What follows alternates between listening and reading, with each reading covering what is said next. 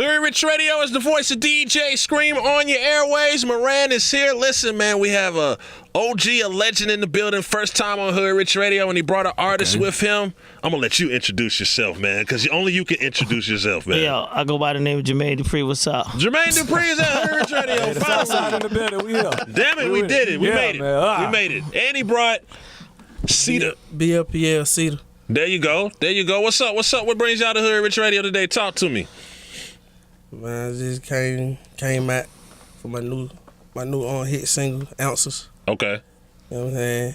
And I just want everybody to hear me. You say you represent what now? BLPL. Is that ball first play? No, Bank first play later. Bank first play later. Okay. All right. What side of town? Just give everybody, you know what I'm saying, the info. Give everybody your own introduction. Let them know about you. Okay. My name's Cedar. I'm from West Side of Atlanta. Bankhead. Yep. You know what I'm saying? I got a hit single. Hey, you training well. Nah, hey, just keep talking about your single, man. I got a hit single. You got a hit, man. I got a hit single. It's hot. That's what's up, man. How long you been in the rap game, and how you hook up with JD? I got in touch with JD through my uncle. You might know him, 404 Soldier. Okay. 404 Soldiers was a group though, right? Yeah. So you talking about like a soldier. The main rapper who was Lily. Okay. Leon. That's your uncle, dog? Yeah, my uncle. That's your uncle name, what? Damn. But anyway. Anyway, back to my hit single. Exactly. Look, though, I got in contact through my uncle, and my uncle went through Cedar Red, and Cedar Red went to JD. Okay. But I grind to get here. You know what I'm saying? Mm-hmm. I ain't wait no time. I did time. Mm. That's waste time to get time. You know what I'm saying? So Got you. I just really he had an eye for me. He heard that he had an ear. Yeah. You know what I'm saying? So we just running with that. Now, JD, you don't put your stamp on anything, so what makes this brother special, man? What sets him apart from the millions of other rappers out here? It's just records, you know. Like certain times when I hear certain records, I'm always like, am I like the last person to hear this? Why is somebody playing it for me? Like, why y'all send me this if I ain't get an opportunity to sign it? Why you send it to me? I be thinking like that.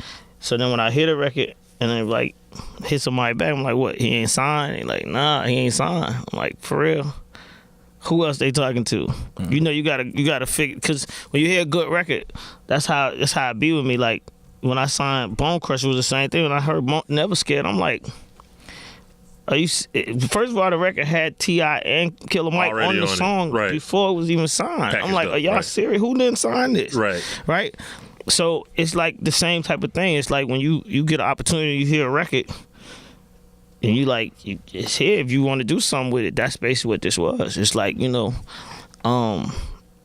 like I said, in the walks of like being a label that's put out records like, oh, I think they like me, Never Scared, you know, Rock I'ma Do Me. These records that's come from this city, that's been like big rap records to like help us get to where we are in this city in the first place. I feel like, you know, it's important for me to continue to keep trying to find artists like that. And there's so many out here. You know what I mean? He got a whole crew of rappers that's ready to come after him. You know what I'm saying? So it's just, you know, I heard it sounded right. It's perfect timing. No doubt. Is it hard for you to find artists and narrow down what it is that you want to work with, seeing have you worked with so many people? Yeah, I mean, you know, in this day and time, yeah, you know what I mean? Another thing, like when I met him, it's real. You know what I'm saying? It ain't, you know, he ain't capping about just, you know, regular normal stuff. It's just a real situation. You know what I'm saying? Like even when I was working with him the other day, and I was like, I could hear the pain in your voice.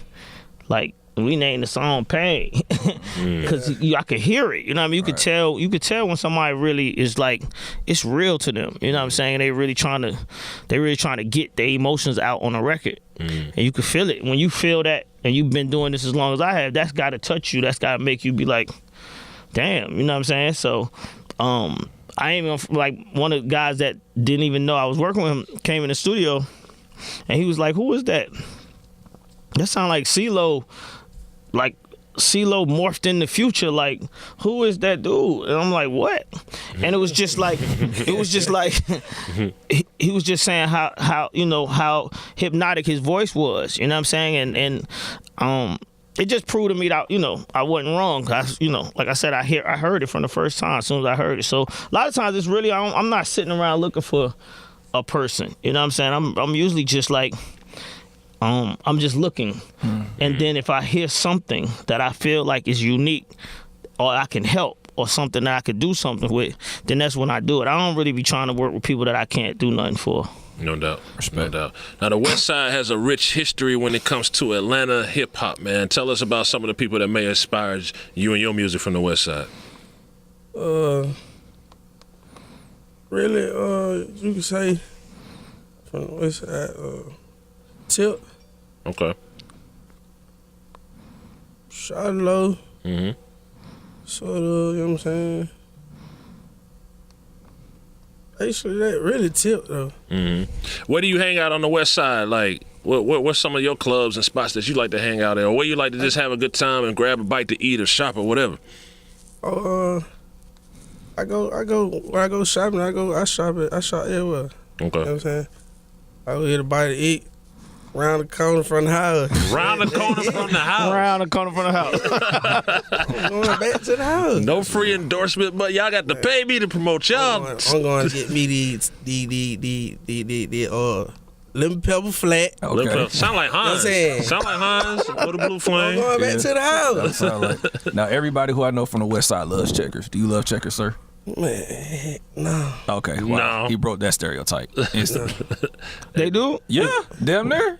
They love checkers. There's something Checkers. special about the Checkers, particularly on Bankhead. Like, you can go to Checkers, then there's the Checkers on Bankhead. Nah, You know what I'm that's saying? the only thing that closed by. That's the only thing that closed by. That We makes walk sense. up here. We don't want. We ain't got no taste for it, but we gotta eat this. You know what Yeah. I'm saying?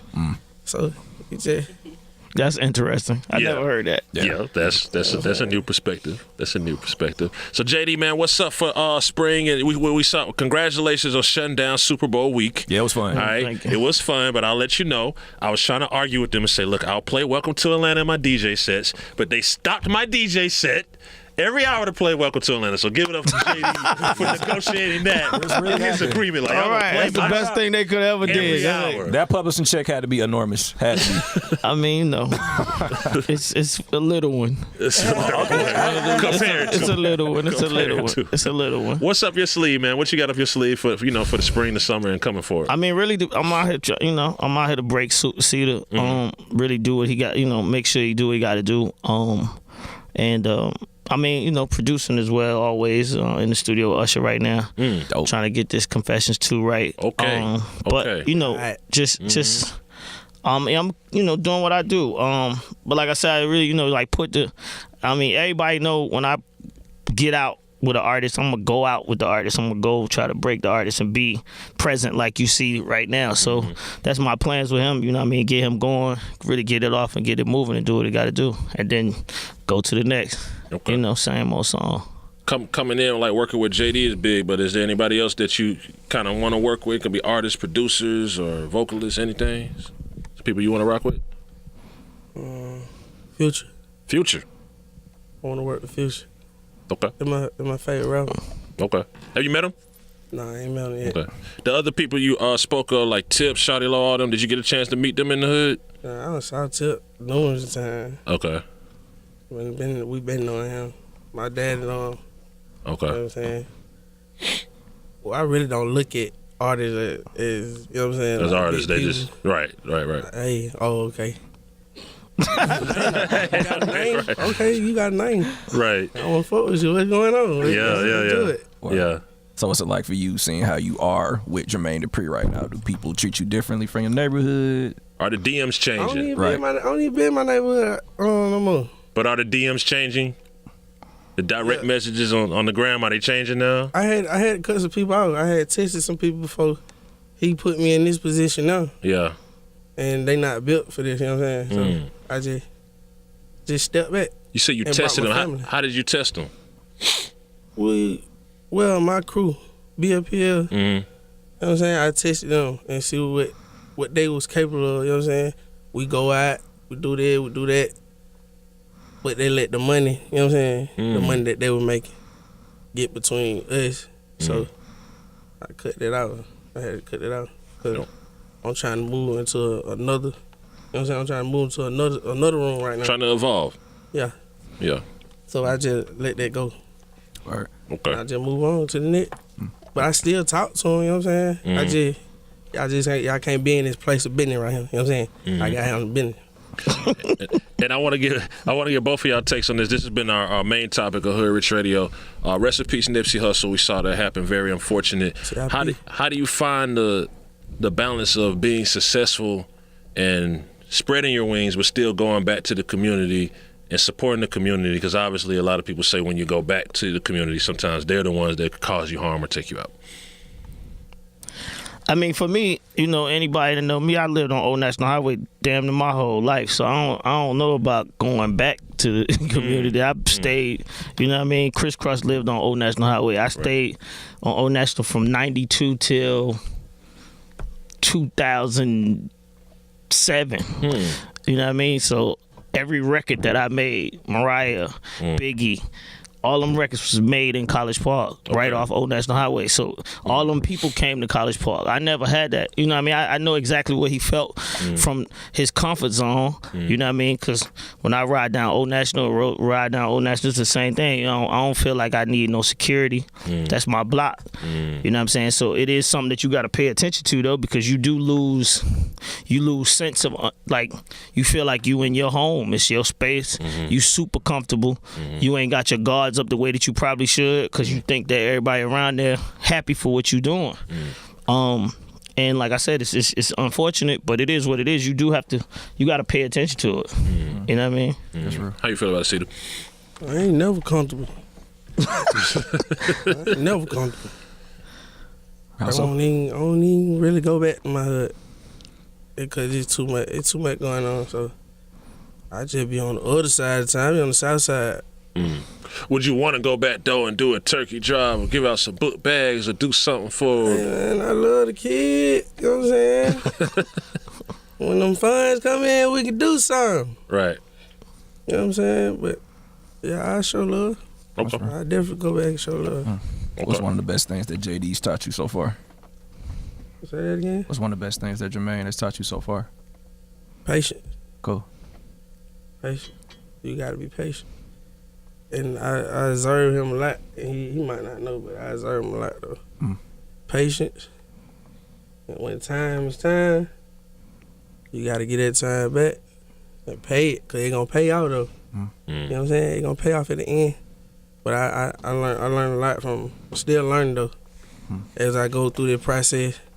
So I just look at him. I look at him as a big brother. You know what I'm saying? And don't ever bite the hand that feeds you. Dope. Okay. I'm learning from him too. You know what I mean? This is second interview today. The second interview, period. Period. It's the second interview. Cool. But you know, just listening to him, and how this younger generation of rappers, they think, the way they move, the way they live, the way they activate they social media, it's a lot different than just the mindset of just, you know, I do mine the way I do it, but they got a whole different way that they do it. You know what I mean? Just to try to attract people and get people's attention. So, you know, just being around that energy, you learn, you know, we learning off each other. Gotta ask you this finally before we get into one of Cedar's records. How did streaming just affect like Jermaine Dupri? Like everything is streaming now, and then I know I personally miss opening CDs and seeing the production credits from a Jermaine Dupri and who mixed it, because I'm kind of like a hip hop nerd, right? Yeah. But how did that affect how you approach making music, putting out music, and just everything? I mean, it slowed it down because that's the one thing I hate about it, because it slowed it down because I think that streaming has saturated, made people not care to be whack.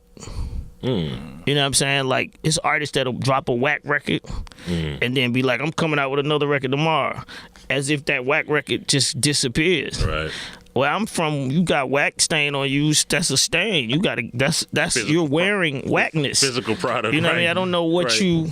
I don't know how you get rid of that. You know what I'm saying? That's the part that I gotta figure out, because I don't make music. I don't stay in the studio all night to put out records for just people to be like, I ain't hear it. You know what I mean? I know artists that's got full albums, and people like, yo, I ain't hear your album. When you coming out? And they be like, I just dropped yesterday. Right. And you be in the whole room, you be looking around like, You just dropped yesterday. damn, something ain't right, right? And I think that's where that's to me, that's the downfall of streaming. It's like, it's not, you know, even like these surprise records, like even when we're talking about this Usher record, people be like, y'all should just drop it.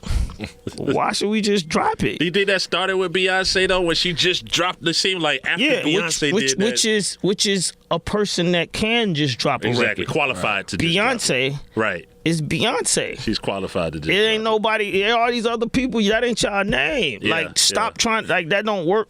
You know what I'm saying? And I feel like a lot of artists just think like they could just drop a project. I don't know why you would spend 2 months making an album and drop it, and then walk down the street or go someplace or go to a radio station, and the people be like, Right. so when you gonna put out some new music? You be like, I just dropped it yesterday. Right. Oh man, I ain't hear it. Like, that's not music to me. Yeah. So I mean, that's the part that I don't like. Right. But other than that, I mean, it's just like, I studied music my whole life. You know, I started, and it's when I was super, super young. Like, I made my first record when I was 16. From 16, you know, it took me from 16 to 19 to actually get a hit record, right? So in that period of time, you studying the game, you trying to understand like how the music industry moves, right?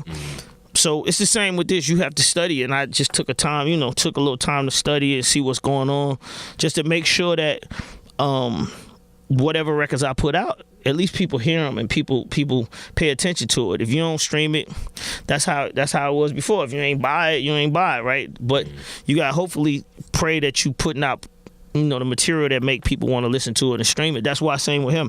I didn't want to just drop his record and then see you somewhere and be like, yo, you heard my new artist? And you be like, nah. And I just assume, because I'm behind it, Right. you heard it, right? Right. I'm out here shaking hands and kissing babies, you know what I'm saying? President style.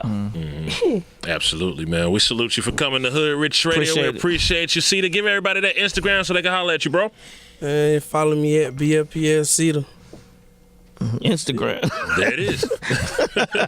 All right, it's Hoodrich Radio 96.7 The Beat. Keep us locked. Yeah. Keep us locked. Yeah.